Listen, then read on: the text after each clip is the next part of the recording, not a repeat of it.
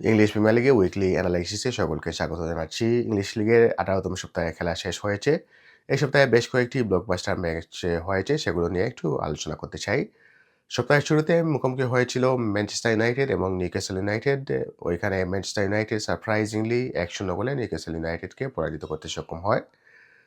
Manchester ইউনাইটেডের এই জয়টি অনেকটা সারপ্রাইজিং এজন্য বললাম, কারণ বর্তমান সময়ে ম্যানচেস্টার ইউনাইটেডের অনেক প্লেয়ার্স, যারা কি প্লেয়ার্স বলা যায়, তারা আফ্রিকান কাপস অফ নেশনসে খেলছেন এবং ম্যানচেস্টার ইউনাইটেডের অন্যতম প্রধান প্লেয়ার ব্রুনো ফার্নান্ডেজ ইনজুরির কারণে মাঠের বাইরে রয়েছেন। কাজেই বলা যায় যে ম্যানচেস্টার ইউনাইটেড অনেকটা দ্বিতীয় সারির একটি দল নিয়ে খেলতে নেমেছিল। কিন্তু নিউক্যাসলের এগেইনস্টে ওরা 1-0 গোলে জয়লাভ করতে সক্ষম হয়। Very fortunate for them. আমি মনে করেছিলাম এই ম্যাচে নিউক্যাসল ইউনাইটেড ইজিলি জয়লাভ করবে, কিন্তু আমার বিশ্লেষণটা রং ছিল, কারণ নিউক্যাসল ইউনাইটেড এই ম্যাচে মোটেই ভালো খেলতে পারেনি, যদিও এই ম্যাচটি ম্যানচেস্টার ইউনাইটেডের নিজস্ব মাঠে হয়েছিল। ম্যানচেস্টার ইউনাইটেড এই জন্য ফেভারিট ছিল না এই ম্যাচে, কারণ ওদের অনেক প্লেয়াররা মিসিং রয়েছেন। তারপর আবার বিগত কয়েকটি ম্যাচে ওদের পারফরমেন্স খুবই নাজুক ছিল। অ্যাস্টন ভিলা এগেইনস্টে ওরা 2-1 গোলে পরাজিত হয়েছিল। এর আগে বর্নমাউথের ম্যাচে অনেকটা নিশ্চিত জয় হওয়া একটি ম্যাচ ওরা ড্র করেছিল। নিউক্যাসল ইউনাইটেডের ফর্ম আস্তে আস্তে নিচের দিকে যাচ্ছে, কিন্তু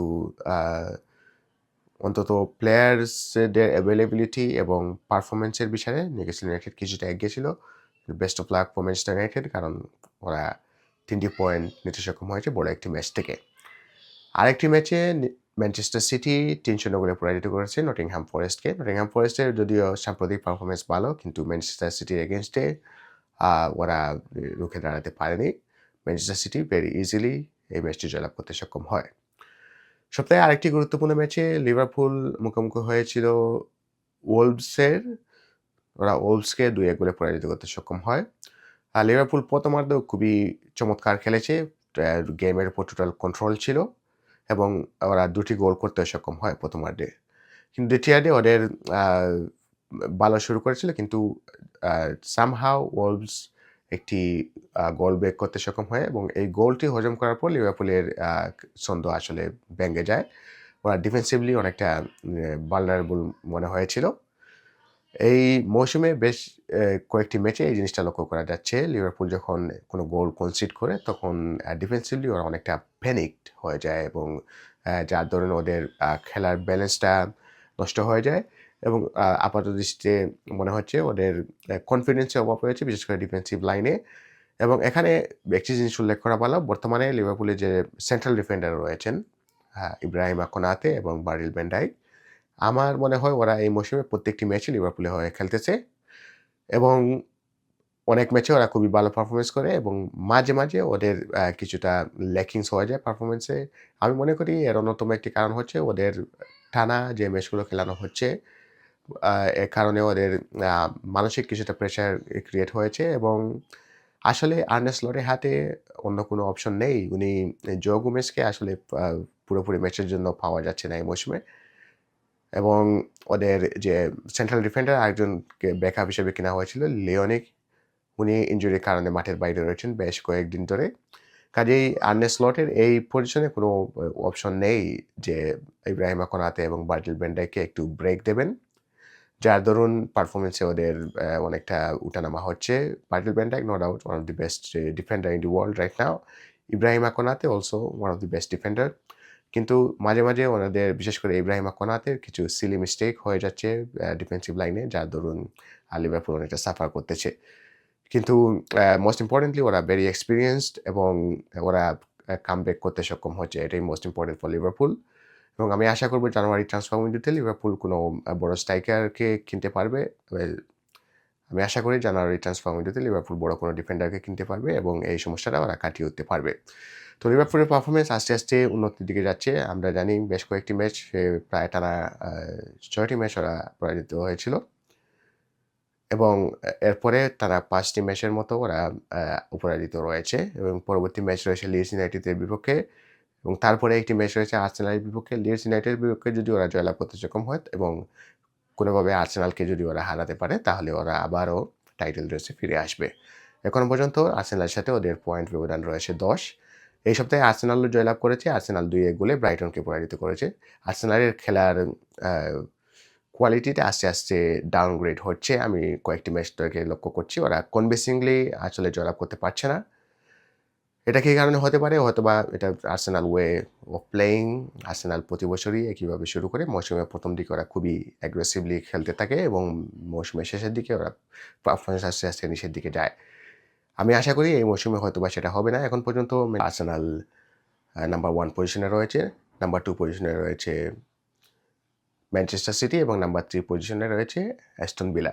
এই 3টি দলের পয়েন্ট ব্যবধান কিন্তু খুবই বেশি না। কাজেই আর্সেনাল বড় কোনো মিস্টেক করা চলবে না এখন। কোনো কারণে যদি ওরা প্রথম স্থান থেকে দ্বিতীয় স্থানে নেমে যায় তাহলে ওদের আস্তে আস্তে পারফরমেন্সের ডাউনগ্রেড শুরু হবে এবং একসময় হয়তো ওরা টাইটেল রেস থেকে ছিটকে পড়বে। চতুর্থ পজিশনে রয়েছে লিভারপুল। লিভারপুল কারণ এই সপ্তাহে চেলসি পরাজিত হয়েছে অ্যাস্টন ভিলার সাথে। অ্যাস্টন ভিলা এবং চেলসি এটি এই সপ্তাহের সবথেকে বড় ম্যাচ ছিল। এখানে প্রত্যাশিতভাবে মনে হচ্ছিল যে চেলসি জয়লাভ করতে সক্ষম হবে কারণ এটি স্টামফোর্ডে হচ্ছিল চেলসির নিজস্ব মাঠে এই ম্যাচটি। কিন্তু অ্যাস্টন ভিলা প্রথমার্ধে কিছুটা স্লো স্টার্ট করলেও দ্বিতীয়ার্ধে বলে ওয়াটকিন্সের 2টি গোলে চেলসিকে 2-1 গোলে পরাজিত করতে সক্ষম হয়। এটি অ্যাস্টন ভিলার টানা 10ম জয় ইংলিশ প্রিমিয়ার লিগে এবং অনেকে এখন ডিসকাশন শুরু করে দিয়েছেন হয়তোবা অ্যাস্টন ভিলা এই মৌসুমে টাইটেল রেস জয়েন করতে পারে। অর্থাৎ অ্যাস্টন ভিলা এই মৌসুমে ইংলিশ প্রিমিয়ার লিগ জয় করার যে চ্যালেঞ্জ সেখানে আসতে পারে। কারণ 18টি ম্যাচ হয়ে গেছে অলরেডি এবং অ্যাস্টন ভিলা নাম্বার 3 পজিশনে রয়েছে এবং সামনের দিকে যে কয়েকটি ম্যাচ রয়েছে ওরা যদি ম্যানচেস্টার সিটিকে পরাজিত করতে পারে এবং আর্সেনাল এবং লিভারপুলকে যদি পরাজিত করতে পারে তাহলে অ্যাস্টন ভিলাকে অবশ্যই কনসিডার করা হবে এই মৌসুমে চ্যাম্পিয়ন্স হওয়ার জন্য। অ্যাস্টন ভিলা এই মৌসুমে কিন্তু খুবই স্লোলি শুরু করেছিল। এ বিষয়ে আরও কয়েকটি ভিডিওতে আলোচনা করেছিলাম কিন্তু উনাই এমেরি উনি খুবই ভালোভাবে দলটাকে সামলিয়ে নিতে পেরেছেন এবং বর্তমানে ওরা খুবই ভালো পারফরমেন্স দিচ্ছে। খুবই ব্যালেন্সড একটি দল মনে হচ্ছে। আপকামিং জানুয়ারি উইন্ডোতে যদি ওরা 2-1টি সাইনিং করে নিতে পারে স্কোয়াডে ইন ডেপথ বাড়ানোর জন্য তাহলে ওরা আমার মনে হয় এই মৌসুমে টাইটেল রেসে জয়েন করতে পারে। এই সপ্তাহে আরেকটি ম্যাচে ব্রেন্টফোর্ড বর্নমাউথকে 4-1 গোলে পরাজিত করেছে। বর্নমাউথ আসলে 4টি গোল হজম করেছে এই ম্যাচে।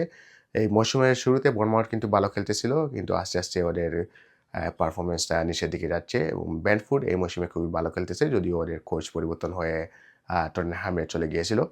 কিন্তু ওদের একজন স্ট্রাইকার ইগর তিয়াগো উনি অলরেডি মেবি 10+ গোল করে ফেলেছেন ইংলিশ লিগে। যদিও এই ম্যাচে ইগর তিয়াগো কোনো গোল করেননি। একটি গোল উনি মনে হচ্ছিল ওনার গোল কিন্তু পরে এটা ওন গোল দেয়া হয়েছে। তো ওভারঅল পারফরমেন্স এই মৌসুমে ব্রেন্টফোর্ড খুবই ভালো খেলতেছে এবং আমার মনে হয় ওরা টপ 10 ইভেন টপ 7 বা টপ 6-এও চলে আসতে পারে এই মৌসুমের শেষের দিকে। লিডস ইউনাইটেডের হয়ে কালভার্ট লুইন আবার গোল করেছেন। এটি কালভার্ট লুইনের টানা 5ম ম্যাচে গোল। লিডস ইউনাইটেড সান্ডারল্যান্ডের সাথে 1-1 গোলে ড্র করেছে এবং আরেকটি ম্যাচে দুই প্রতিবেশী ক্লাব ওয়েস্ট হাম এবং ফুলহাম মুখোমুখি হয়েছিল। এখানে ফুলহাম 1-0 গোলে ওয়েস্ট হামকে পরাজিত করেছে এবং সপ্তাহের সবথেকে শেষ ম্যাচে মুখোমুখি হয়েছিল টটেনহাম এবং ক্রিস্টাল প্যালেস। এটি একটি ডার্বি বলা যায় কারণ দুটি প্রতিবেশী ক্লাব। লন্ডনের 2টি ক্লাব তাদের স্টেডিয়ামের দূরত্ব বেশি না, কয়েক কিলোমিটার। তো এই ম্যাচে টটেনহাম ক্রিস্টাল প্যালেসকে 1-0 গোলে পরাজিত করতে সক্ষম হয়। এই ম্যাচে টটেনহামের হয়ে বেশ কয়েকটি গোল করেছিল প্লেয়াররা কিন্তু অফসাইডের কারণে এগুলো ডিসঅ্যালাউড হয়। ফাইনালি একটি গোল স্ট্যান্ড আউট করেছিল যার সুবাদে টটেনহাম ক্রিস্টাল প্যালেসকে 1-0 গোলে পরাজিত করতে সক্ষম হয়। নেক্সট সপ্তাহে আবারও বেশ কয়েকটি বড় ম্যাচ হবে। আপনাদের সামনে আবারও হাজির হব ইংলিশ লিগের উইকলি অ্যানালাইসিস বাংলায়। সে পর্যন্ত ভালো থাকুন এবং অবশ্যই চ্যানেলটি সাবস্ক্রাইব করে সাথে থাকুন। ধন্যবাদ।